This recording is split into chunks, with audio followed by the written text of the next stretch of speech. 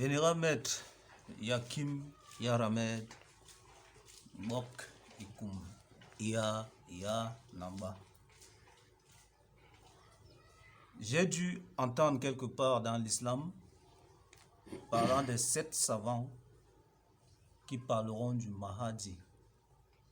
Et dans le christianisme, les chrétiens parlent des 7 esprits sur le trône. Vénérable Maître, qui sont les 7 esprits? Qui sont ces 7 savants? Les 7 savants qui doivent reconnaître, qui reconnaissent le Mahdi.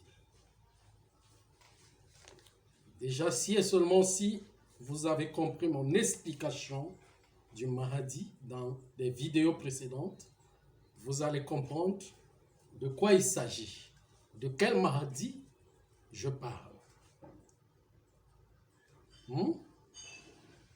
Je parle des globes.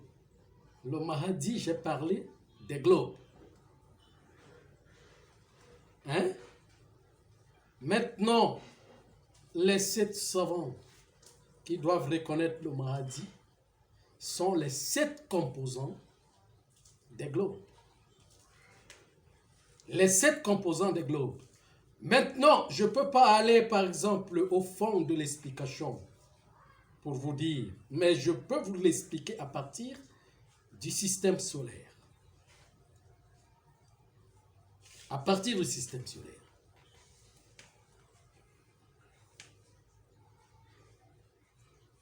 Vous voyez,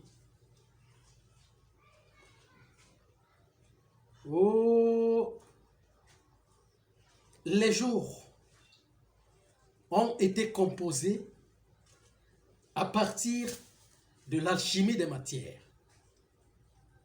Et quand on compte 7 jours. 6 et le 7e, qui est le jour du Seigneur. Donc, qui est le composant du reste. C'est ça. Alors, chaque jour a sa révélation, comporte son essence, de sa propriété, de son origine. Et quand on dit jour, puisque le jour même est composé dans la nuit, quand on dit jour, veut dire révélation de ce qui était dans la nuit. Ça veut dire ce qui était dans le cachet doit se révéler, c'est ça qu'on appelle jour. Et quand on parle des 6 travaux de la matière, des 6 échelles, on parle de l'illumination. Ça veut dire que l'illumination des composants de la matière sur les 6, comment je peux dire, les 6 composants de la matière qui se retrouvent dans le centre de chaque chose.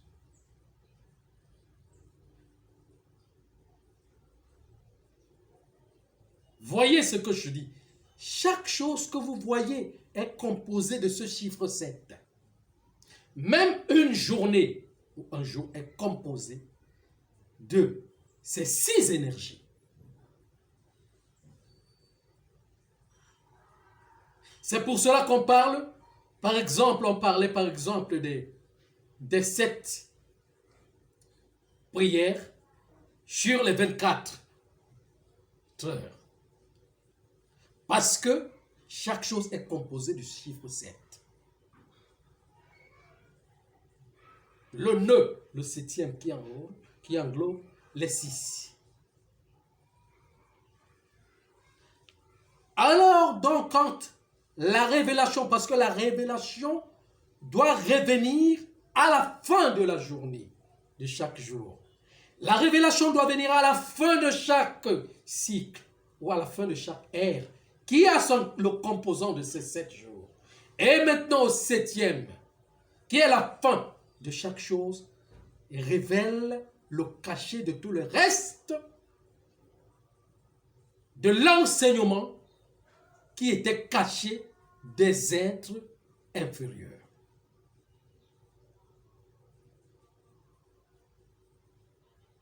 Alors, dans la matière des globes, de tous les globes étant composés,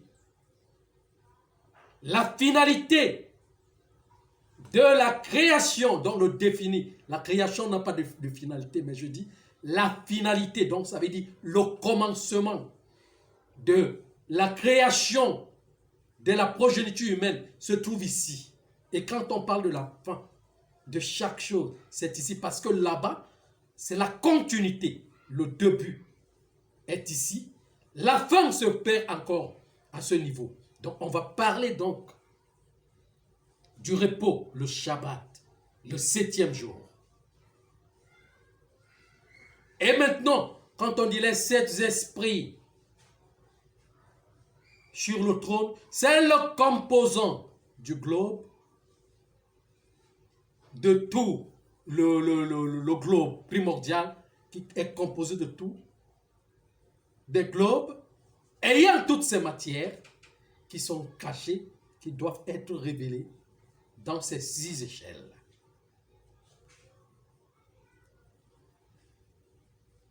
Vous voyez, dans la révélation, l'illumination de la matière.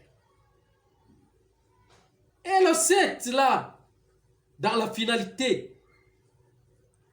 c'est quitter ce corps pour porter le corps de gloire, plus que le corps de gloire. C'est déjà le corps de gloire, gise dans la matière infinie, qui est le Saint 8. Le 8, c'est l'infini.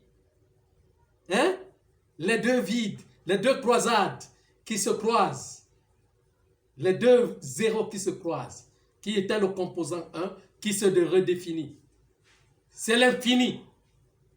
Donc le corps de gloire se résume dans l'infini. On dit le Saint 8, on quitte, on est au point de l'achèvement. On est au point de l'achèvement de chaque ère pour entrer maintenant, pour connaître l'illumination. Parce que c'est là où se trouve l'essence de la connaissance alchimique de tous les 7 états de la matière qu'on appelle les 7 connaissances du Mahadi. C'est ça les 7 savants.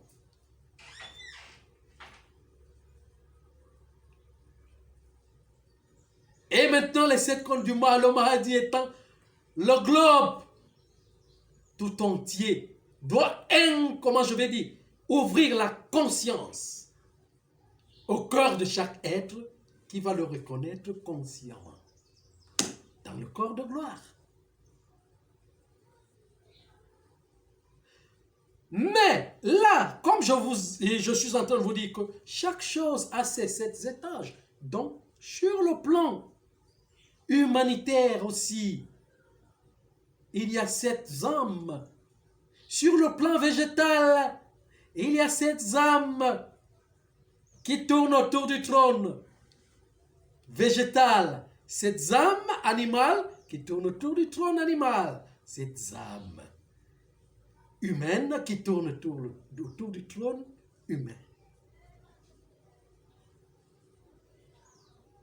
Alors, ces 7 âmes, comment je peux appeler ça? C'est 7 âmes primaires, ou bien, comment je peux appeler ça? Les plus hiérarchisées de toutes les âmes doivent d'abord s'éveiller avant les autres.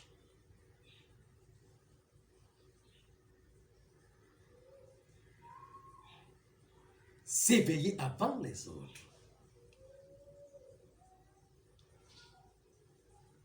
Mais ça ne veut pas dire que nous sommes dans une grande planète. Tous les 7 âmes humaines ne sont pas concentrées dans un seul continent. Ils sont éparpillés dans tous les continents. 7 continents. Voilà. Dans tous les continents. On ne peut pas dire que, bon, voilà celui-là, voilà. Non. Vont s'éveiller. Et reconnaître le centre. Parce que, qu'est-ce qu'on appelle l'éveil de la conscience? Si on ne reconnaît pas encore le centre de la planète, c'est qu'on n'est pas encore éveillé. Donc, si et seulement s'ils sont, tant même que l'une de ces âmes se retrouve même en Asie, ou en Inde, ou en je ne sais pas, doivent reconnaître le centre à partir de là où elles sont. Parce qu'elles doivent être rappelées par le centre. Si elles ne reconnaissent pas encore le centre, c'est qu'elles ne sont pas encore éveillées. Alors, donc, tout se passe en énergie. Ça ne veut pas dire que quand elles vont s'éveiller, tout le monde va les reconnaître et puis savoir que comme ça, ils sont avec eux. Parce que quand on parle de l'humanoïde, on parle de la Médine. On parle du Mahadina, on parle plus du Mahadi. Hein? Quand une âme qui est tellement donc ça veut dire que qui est tellement âgée sur la mission cosmique s'éveille, énergétiquement, elle peut entraîner à libérer dans l'ignorance même des centaines de millions d'âmes.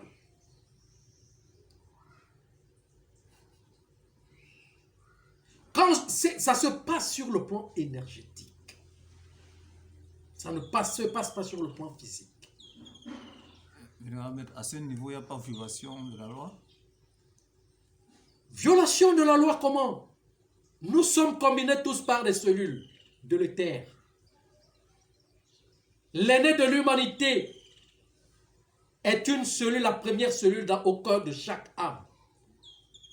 Si cet aîné s'éveille, il n'a qu'à, comment je vais dire, à impulser son énergie. Ça veut dire que cette cellule qui le représente en chaque âme commencera à s'éveiller selon le degré de son travail. Selon le degré de son éveil. Selon le degré de sa capacité. Selon le degré de l'acte. Selon le degré d'acceptation de cette élévation, parce que ça va avec la perte totale de la matière, de la basse matière. Donc il faut accepter chaque niveau de perte. Quand on en arrive à un niveau, c'est là où on reconnaît des âmes supérieures. Les âmes supérieures doivent être capables d'accepter la perte à chaque niveau. Vous savez ce qu'on appelle la mort? Je vais vous dire ce qu'on appelle la mort. Même sur le plan physique, quand vous voyez quelqu'un mourir, sur le plan physique, vous l'avez vu mort sur le plan physique. Donc, son âme est quittée du corps. Ce corps est mort. Ça veut dire que ce corps a commencé à mourir depuis 3 ans. Il y en a même depuis 7 ans.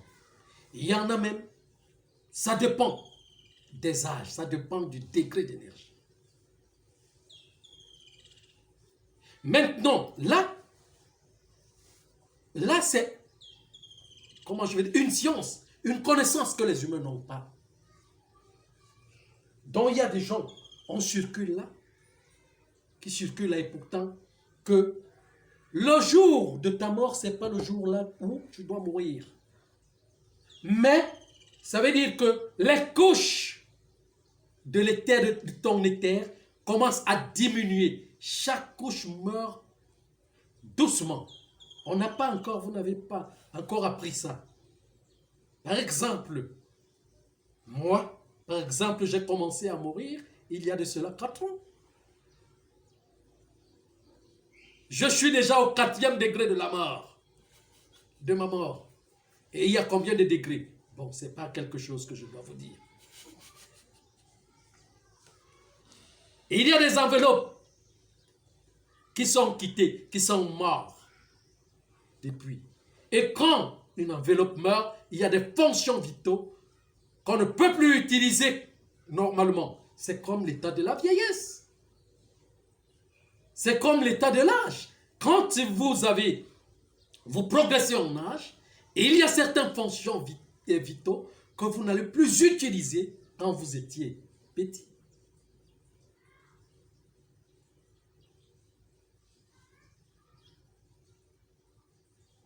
Vous voyez un peu ce que je suis en train de dire. Maintenant, là-bas, à ce niveau, c'est que je suis en train de parler. C'est une mort consciente. Ça veut dire que quand vous vous éveillez, vous devez savoir que vous êtes en train de mourir. Quelles sont les fonctions qui sont déjà en train de mourir progressivement, que vous ne pouvez plus utiliser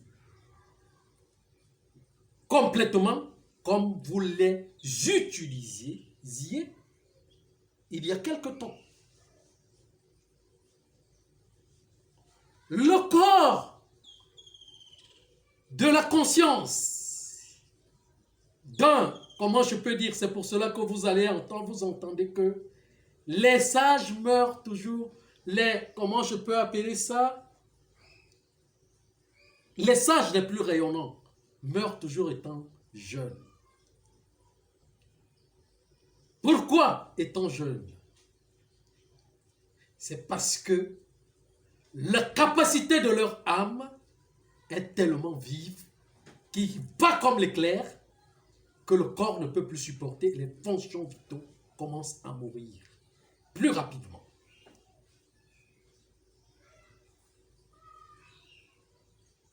Moi, par exemple, mes fonctions vitales fonctionnent déjà comme un vieux de 70 ans ou 75 ans. Mais étant dans un corps d'un jeune, ça ne peut pas se répercuter. Ça ne peut pas se connaître, mais c'est moi-même, au fond de mon être, que je le ressens, que je le reconnais.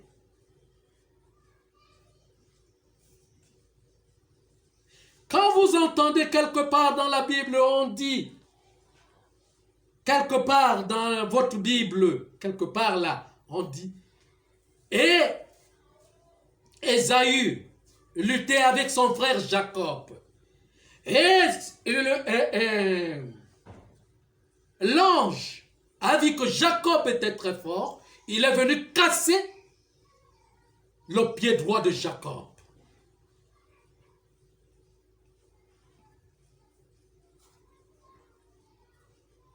Pourquoi un ange vient casser le pied d'un, comment je peux appeler ça, de quelqu'un qui est droit?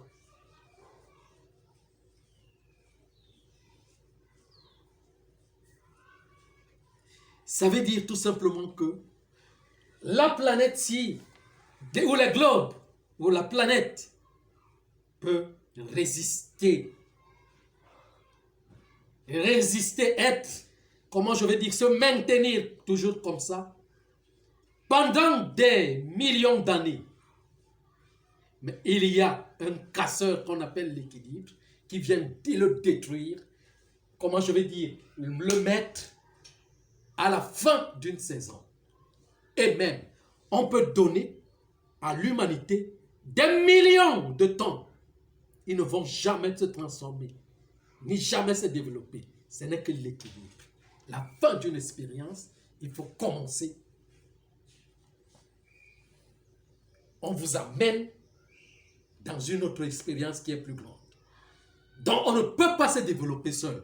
Donc, il y a une nature qui doit casser l'autre pour que jaillisse la nature supérieure. Donc la nature supérieure doit absorber la nature inférieure pour redonner l'équilibre à la fin de chaque chose. Pourquoi? Parce que les petites créatures, les enfants, ne peuvent pas s'éduquer d'eux-mêmes. Il faut les grands pour les éduquer. Voilà la jambe de Jacob cassée.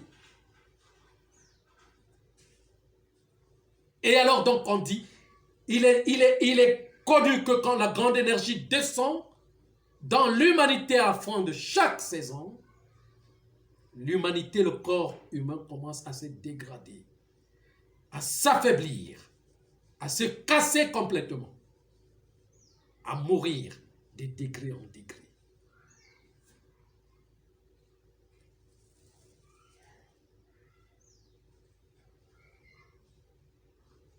Il faut devenir vieux dans le corps d'un jeune. C'est ça. La véritable vieillesse, ça veut dire mature dans sa jeunesse. Parce qu'on peut être un vieux sans être mature.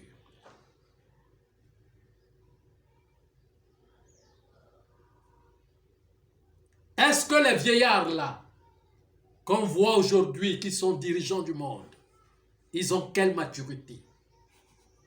Il n'y en a pas. Ils n'ont pas de maturité. Sinon, quand on a la maturité, on commence à tout libérer. En devenant libre, on libère tout. Et on se met au partage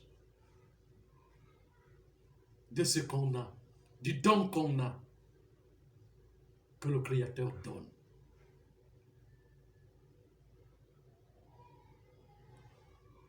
Vous voyez un peu, dont la vieillesse ne veut rien dire. La vieillesse ne veut rien dire. Ils sont vieux, mais ils ne sont pas matures. Ils n'ont aucune maturité en eux.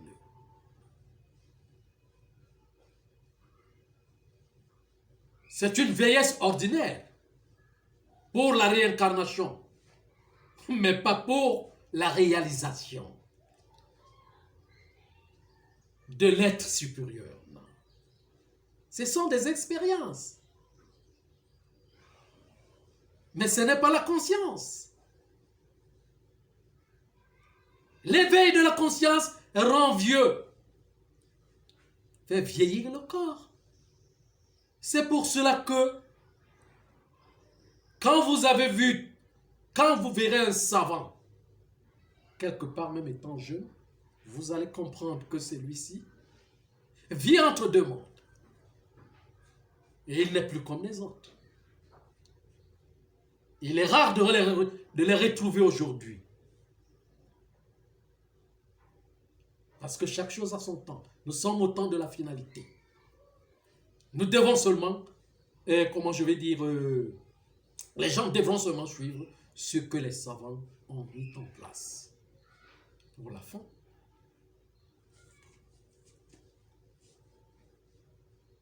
C'est le programme. Vous voyez un peu ce que je suis en train de dire. Donc c'est ça. Alors quand on parle de l'esprit, c'est la spiritualité. L'esprit du trône est mûr. L'esprit du trône est mûr. Et quand on parle de ces 7 essences, de ces 7 échelles sur le trône, on parle de la maturité spirituelle. Je dois finir par là. La maturité spirituelle. Le trône de Dieu comporte la maturité spirituelle.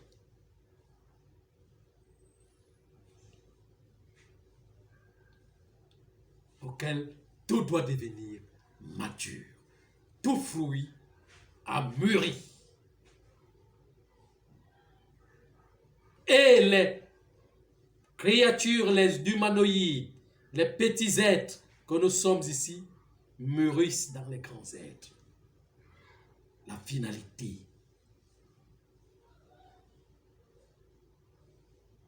Mûrissent dans le royaume supérieur. C'est là, parce qu'on ne mûrit pas ici. On mûrit dans le royaume supérieur. C'est ça les vrais enjeux. Les vrais enjeux de la maturité.